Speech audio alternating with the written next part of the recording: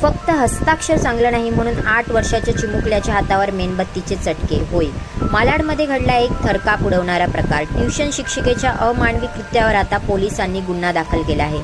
मालाड पूर्व Gokuldham film city road याच ठिकाणी एका खासगी ट्युशन क्लासमध्ये घडला एक धक्कादायक प्रकार. इयत्ता 4थीत शिकणाऱ्या एका 8 वर्षाच्या चिमुकल्याला फक्त हस्ताक्षर नीट नाही म्हणून शिक्षिकेने दिले मेणबत्तीचे चटके.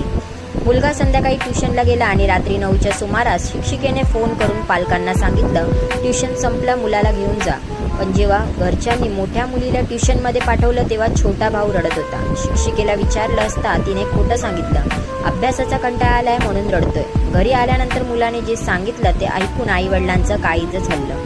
माझं हस्ताक्षर चांगलं नाही म्हणून मॅडमने हातावर मेणबत्तीचे चटके दिले. दोन्ही हातांवर भाजल्याच्या खोल जखमा आणि डोळ्यात पाणी.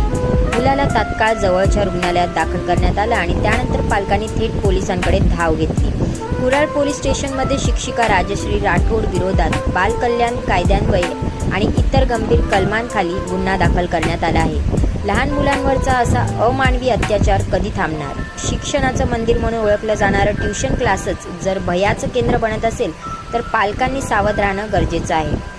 यासाठीच आपल्या मुलांमध्ये अचानक बदल दिसला, जखमा दिसल्या तर दुर्लक्ष न करता त्यांचं बोलणं ऐका आणि त्यांना समजून घ्या.